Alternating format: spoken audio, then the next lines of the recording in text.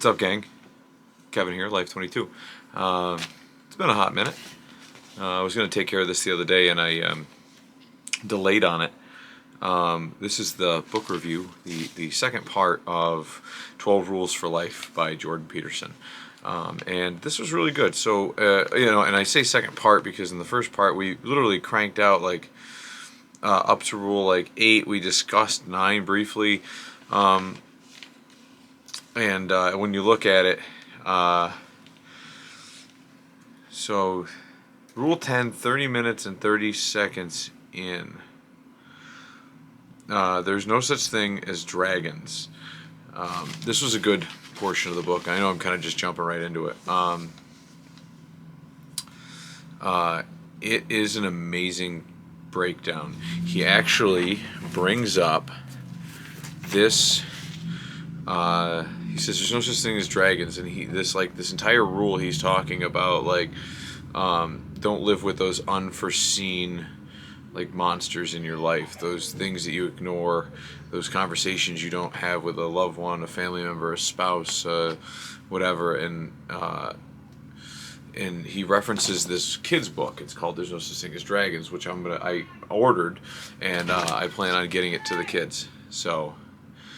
Reading it to the kids. So it's by Jack Kent, and he talks about that, and it's an amazing breakdown how he defines the entire book, and you guys will hear that book. Or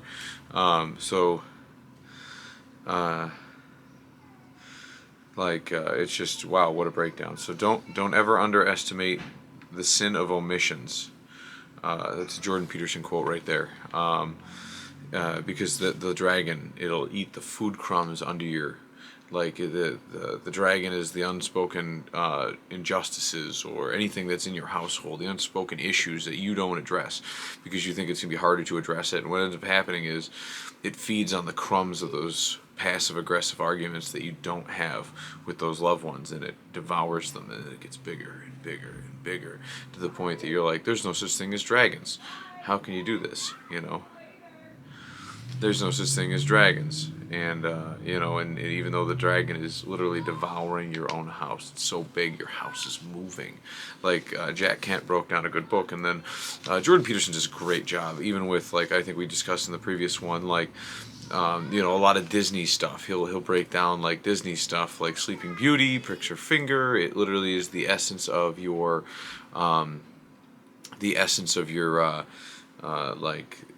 the loss of blood and the loss of virginity, and just kind of breaks that whole down. That thing, it's just a really good way that he utilizes those messages that only a psychologist would see, that you or I might not be able to pick up. So yeah, why avoid when the avoidance? Okay, yeah. So don't ever. Yeah. So this is a separate quote that I have. Why avoid when the avoidance most certainly poisons the future because of the monster. And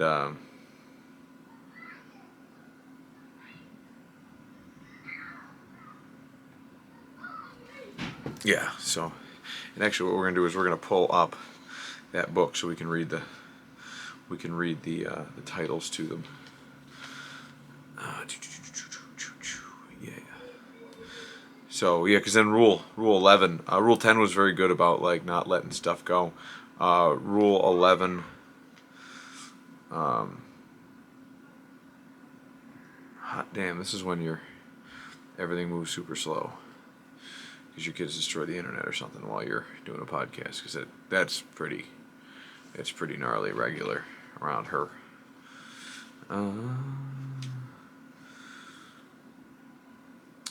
Library. Finished.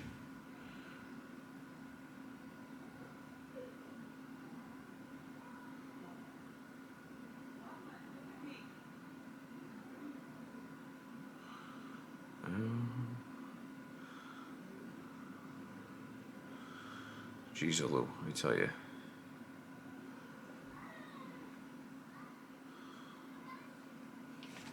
So the chapters, rule, 10. So rule 10 we just discussed, which is be precise in your speech. Rule 11 is do not bother children when they are skateboarding. Um, and yeah, he just goes into a great explanation of that. And it feeds into his next conversation about like the children skateboarding, and you can bother them and try to make their lives safer, but essentially kids are going to be kids, and you're going to create all these rules, and they're just going to overcome them, and they're still going to find something else that's dumb and reckless, and kids have to be reckless in order to learn boundaries, and that's just a great explanation of it. And then like men's work crews, like men amongst men are going to be harsh to one another. It's that, a bunch of lions in a room, there's going to be a dominance struggle, and it's just going to be one of those things that just kind of comes up. There was a guy named Lunch Bucket. He had a weird, unique lunch pail, and he was a very kind of like, didn't get along with others, so the entire crew picked on him. And that's what men do. That's what men do. So, and he goes, lunch, they called him, his nickname was Lunch Bucket because he had a unique, and he, let's see here. Okay, yeah, and then he references The Simpsons, which I love how he references The Simpsons. He's a psychologist, and he references The Simpsons, but he's like, you can either be a Nelson or a Milhouse. And he goes, don't think that, so the kids that you protect from skateboarding are going to be a Milhouse. The kids that can't handle it and get nicknamed and bullied, those will be Milhouses, and they have their own strengths, but they also have their own weaknesses. And don't think that they left out the reference that Nelson was, had like a deadbeat. He brings up a good story, and I didn't write it all down. And it's been a couple weeks since we finished the book, but he was like, "Man, don't think that they didn't write Nelson with an actual purpose. Nelson had the ability of being a really great guy. He was a little rough around the edges, and he had to learn to survive for himself. And they even in the episode that he brought up, he has like this moment, this moment of clarity and wisdom, and you can't help but feel bad for Nelson. And most of the time you feel bad for Milhouse, and you kind of laugh at Milhouse because Milhouse has those weaknesses, those things that you're just like, what, I wish why is the kid in his own way? But it kind of brings you to human nature, which I think that was part of Rule 12. Oh.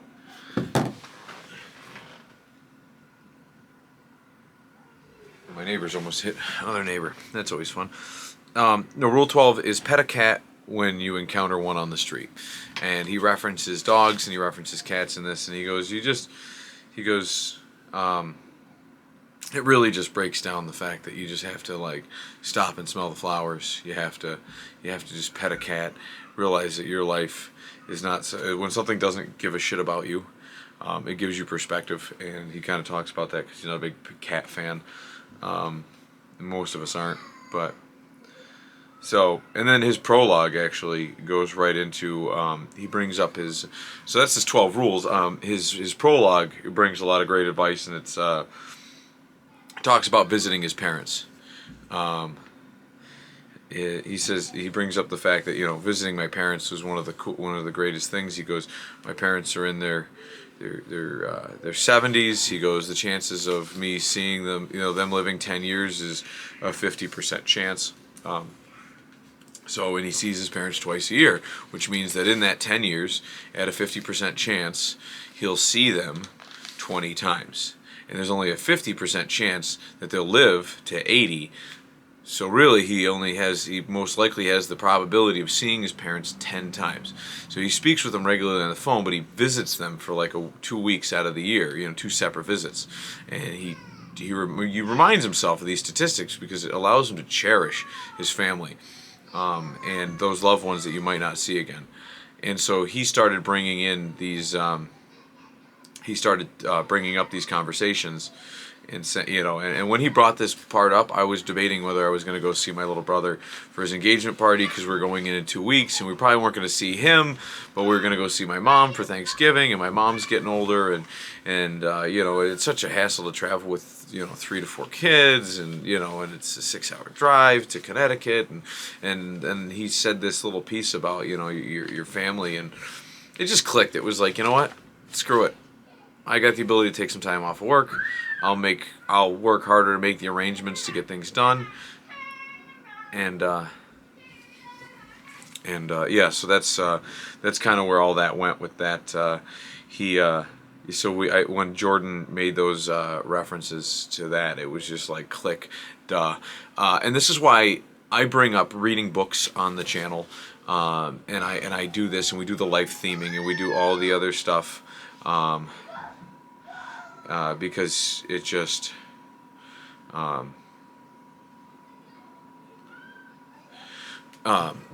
it just betters you as a person, right? Like, I was able to make a decision based on something that I heard that really touched me at the end of a book, right? Like, that made sense. It helped me find clarity, and I'll use these decision-making tools in the future.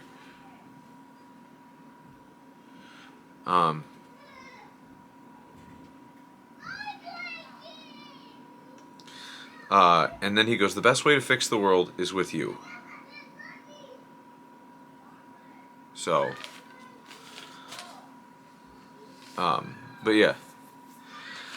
So that was 12 Rules for Life. Thanks for tuning in, guys. I've got 2 more books I have to finish reviewing for you guys, and I know we have a pile of school board meetings to go through still.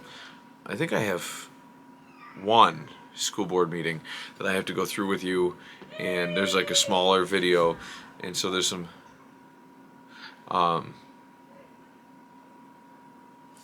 so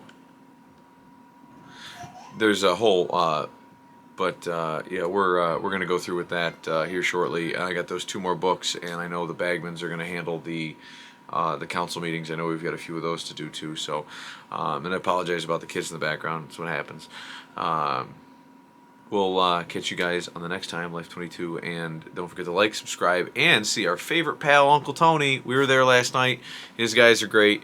You gotta love Uncle Tony. So don't forget to like, subscribe, and see Uncle Tony. All right, see you, gang.